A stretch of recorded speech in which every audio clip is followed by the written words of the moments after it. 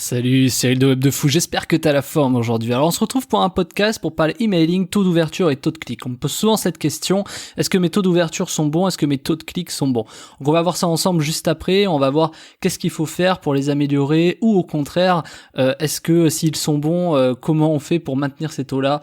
Et je vais pas te parler technique, je vais te parler plutôt commerce et marketing, ok? Allez, avant ça, comme d'hab, je sais pas où tu m'écoutes mais abonne-toi, pense à t'abonner, tu lâches un pouce vers le haut si t'es sur YouTube, tu mets un petit commentaire si t'es sur Apple Podcast ou quoi, hésite pas en tout cas, si ça te plaît, si ça te plaît pas, tu peux le mettre aussi, et puis voilà, pense à t'abonner, dans la description tu vas voir, t'as un petit lien pour t'inscrire et louper aucun podcast et aucune méthode que je t'envoie tous les jours par email. Donc hésite pas à t'abonner, tu cliques sur le bouton, tu rentres ton email, il y a pas de spam, tout ça, on le demande des fois, c'est rigolo. Non, c'est voilà, le Web de Fou c'est une audience et puis cette audience on la soigne bien, OK? Allez, on y va pour le podcast. Bon alors là je vais te dire des trucs qui risquent un peu de piquer des fois, ça peut piquer certaines personnes, tu sais, c'est comme si on dit est-ce que ma page de vente elle vend bien, j'ai 5% de vente, c'est bien ou pas? J'ai envie de te dire tant que c'est pas 100% c'est jamais bon en fait. C'est un peu le Graal, tu vois, aller chercher des trucs où t'as 100 mecs qui voient ta pub, 100 mecs qui cliquent, 100 mecs qui achètent, 100 mecs qui sont contents, tu vois, c'est un peu, je dis mecs mais c'est pas des femmes, mais voilà, le but c'est d'aller arriver à ça à 100% de réussite. Bon, qu'on se le dise, ça n'existe pas, donc c'est jamais parfait. Donc on a besoin de se situer dans des contextes comme ça, tu vois, dans l'emailing ou même sur tes pages de vente, c'est très similaire ce que je vais dire.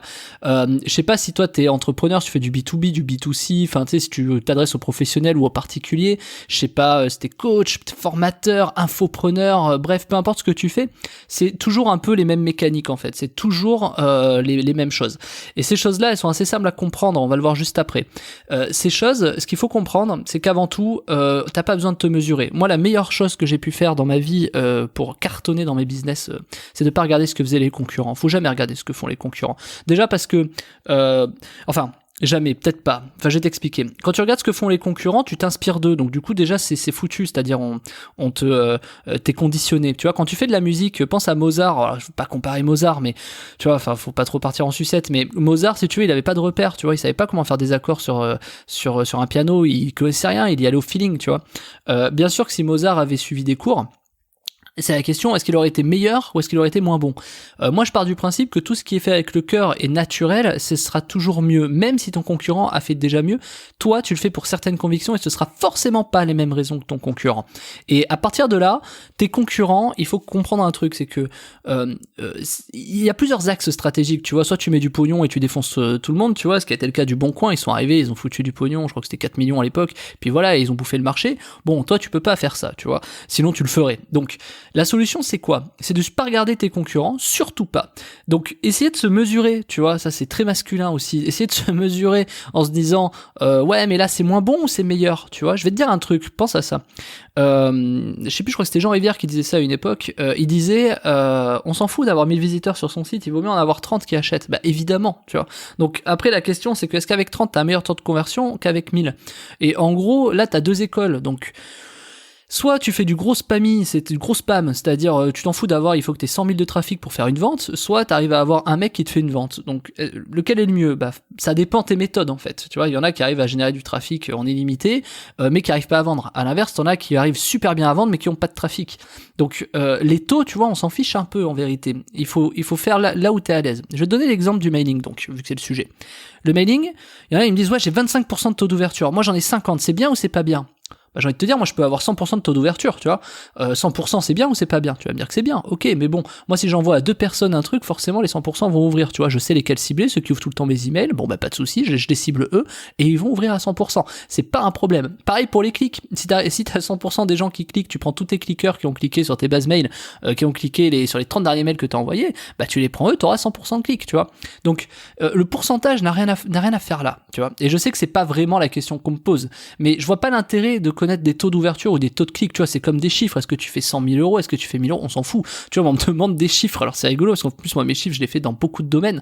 Donc, fatalement, tu vois, t'as jamais des trucs regroupés à part sur un dashboard. Et quand tu les fous sur un dashboard, tu sais, un Excel, fatalement, ça veut rien dire. Donc, ce que je veux te dire, c'est que ça ne veut rien dire. Tu peux faire 40 000 euros par jour ou tu peux faire 500 euros par jour ou même moins 2 euros par jour. On s'en fout, en fait. Est-ce que c'est bien ou c'est pas bien? Moi, j'ai commencé à faire de l'argent. Je faisais, je crois que c'était 100 balles par jour quand j'avais commencé. C'était bien ou c'est pas bien? Peut-être que toi, tu fais moins par jour, peut-être que tu fais 20 euros, peut-être que tu fais 1000 par jour, j'en sais rien. Est-ce que c'est bien? Est-ce que je vais aller regarder, voir si c'est bien ou pas bien, tu vois? Moi, je trouve que c'est pas pertinent d'aller regarder ça. Ce qu'il faut comprendre, c'est qu'est-ce que toi tu fais. Par exemple, quand t'envoies un email, est-ce que ton taux d'ouverture est bon? Bon, t'as compris, on s'en fout. Ton taux d'ouverture bon, c'est quoi? C'est, en gros, est-ce que sur ta base, tu envoies des trucs qui fonctionnent? Voilà. Moi, je sais pas. Est-ce que 50% d'ouverture, c'est bien? J'ai déjà fait des emails où je faisais 60%, 70% d'ouverture et 60% de clics. Ça paraît dingue. Et pourtant, c'est resté dans de la voyance. Je crois que ça m'avait rapporté 500 euros. Et j'avais des shoots qui me faisaient que 10% d'ouverture et 10% de clics qui me rapportaient 10 fois plus. Donc, ce que je veux dire, c'est que les taux n'ont pas d'importance. On va revenir sur la question de ciblage, tu vois. Est-ce que tu as une audience qui est prête à recevoir ça? Encore, il y a tellement de paramètres, t'imagines. C'est-à-dire que même, je reprends l'exemple de la voyance, si tu envoies un message de voyance à une audience de voyance, est-ce que ça va marcher? Pas forcément, tu vois. Est-ce que si tu envoies de l'immobilier à de la voyance, est-ce que ça va marcher? Peut-être.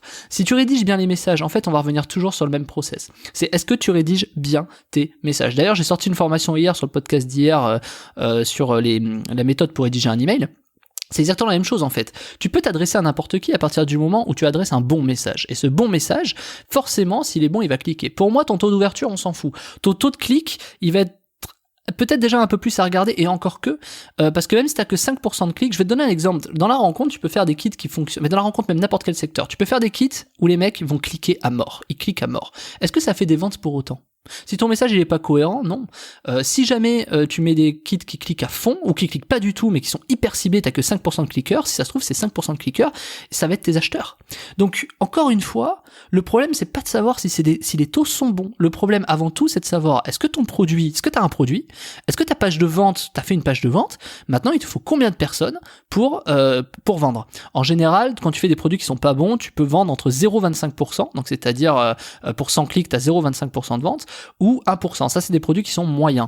Ensuite, entre 2 et 4%, c'est des produits qui sont moyens plus. Tu vois, enfin, ils sont moyens plus, on va dire. Et là, à partir de là, voilà, est-ce que tu vas monter ensuite au-dessus de 5? Tout ce qui est au-dessus de 5, entre 5 et 15% de vente. En gros, t'as entre 5 et 15 acheteurs pour 100 clics. Bon, là, on va dire que c'est plutôt pas mal, tu vois. C'est-à-dire là, ça reste bien. Et tout ce qui est au-dessus de 15%, quand on commence à aller à 20% de vente, 30% de vente, là, forcément, ça commence à être des bons produits. Mais, attention, c'est pas des bons produits. Tu vois, je dis que c'est des bons produits, mais c'est pas des bons produits. C'est que ton email a été bon, ta page de vente a été bonne. Donc à partir de là, fatalement, tu fais plus d'argent. Maintenant, si tu fais 30% de vente sur ta page de vente, mais que t'as que 10 clics, on s'en fout que t'aies 1% de clics, si t'as 30% de vente.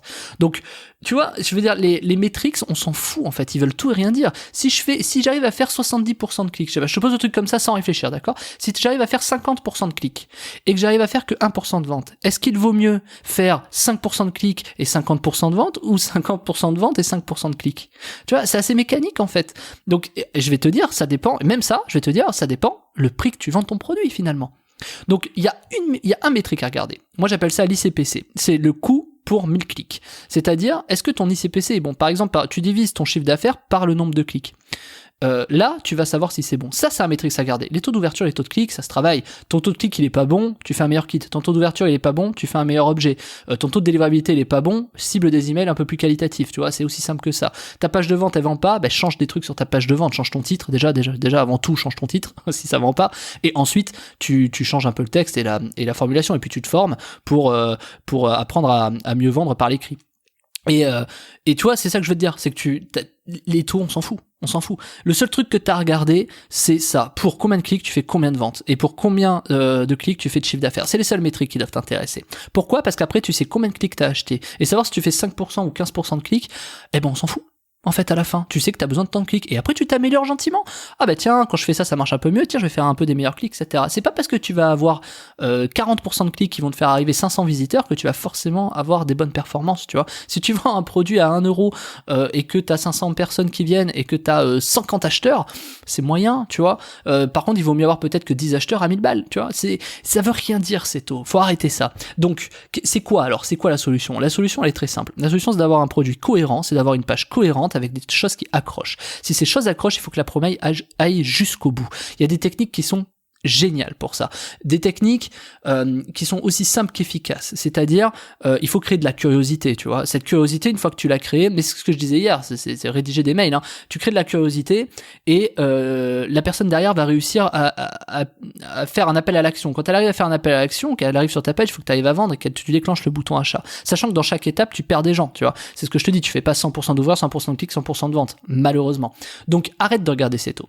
Arrête. Concentre-toi sur combien de clics t'as besoin, combien de clics te rapporte combien d'argent et combien t'as besoin de clics pour faire tant, tu vois. Et il faut que le clic que t'achètes forcément soit en dessous du prix de vente finale. Voilà. Sachant que sur tous les canaux, comme Facebook par exemple, ou Instagram, etc., tes taux ils vont varier parce qu'en général, t'as tendance à vouloir cibler ton cœur de cible. Donc ce qu'il faut comprendre, c'est que ta meilleure solution que t'as, c'est pour quelqu'un qui n'a rien à voir dans ton cœur de cible. Donc je sais pas, si tu vends des fleurs, essaie de t'adresser, alors tu me diras, si tu vends des fleurs, essaie de t'adresser à quelqu'un qui a besoin d'un ordinateur. Ça a rien à voir. À partir du moment où tu t'adresses à un mec comme ça et que tu sais qu'au bout de 1000 clics, tu fais peut-être 50 ventes, enfin au bout de 100 clics, tu fais 5 ventes, tu sais que t'as besoin de 200 clics pour faire 5 ventes, tu vois.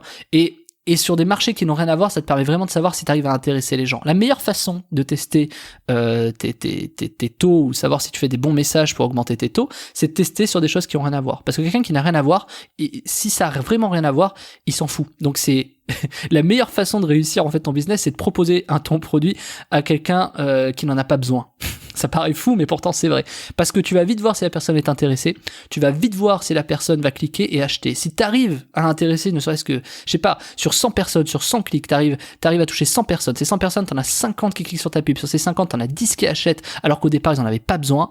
Franchement, c'est gagné. C'est gagné parce que sur ton cœur de cible, c'est facile, tu vas tout exploser. Parce que ça veut dire que ta méthode de vente, elle est bonne. Et tu vois, les taux, on s'en fout. Les taux, on s'en fout, c'est juste de savoir sur combien de personnes il y en a qui vont acheter. Donc, le seul ratio que tu as à faire attention, c'est ton chiffre d'affaires et tes clics, c'est tout. Après, savoir s'il faut augmenter tes clics ou augmenter tes ouvertures, c'est un autre sujet. Je veux dire, ça, tu le travailleras gentiment. Donc, tes clics, tes taux, ils sont pas bons ni bons. On s'en fout, tu vois. Tu vends quoi? Et la plupart des gens qui posent cette question, est-ce que mes taux d'ouverture sont bons et mes taux de clics sont bons? C'est des personnes qui, soit n'ont pas de produit, bizarrement, tu vois, soit ils en ont, mais ils savent pas se positionner par rapport à la concurrence. C'est bien ou pas ce que je fais? On s'en fiche. On s'en fiche. Pourquoi t'as besoin de mesurer? Pourquoi t'as besoin de savoir où est-ce que tu te situes sur une échelle de valeur? On en a rien à faire.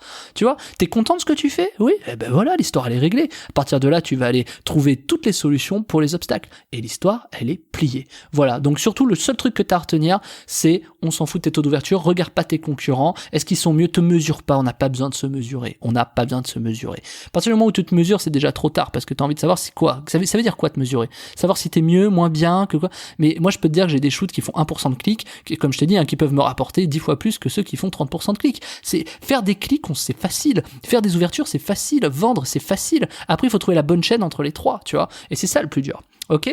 Bon, j'espère que je t'ai aidé là-dessus. J'espère que t'as bien compris ce que je t'ai dit. C'est la fin de ce podcast. Comme je te le dis, n'hésite pas à t'abonner, n'hésite pas à liker, tout ça, enfin je sais pas où t'es, et inscris-toi dans la liste pour ne rien louper tous les jours. C'est des infos qui vont changer ton business. Et quand tu auras compris que ces informations mis bout à bout, ça fait des millions, et que tu commenceras à les appliquer, fatalement tu vas voir que ces taux-là, tu t'y repenseras et tu te diras ah ouais, c'est vrai qu'on s'en foutait en fait. Bien sûr qu'on s'en fout. Allez Martin, je te dis à plus.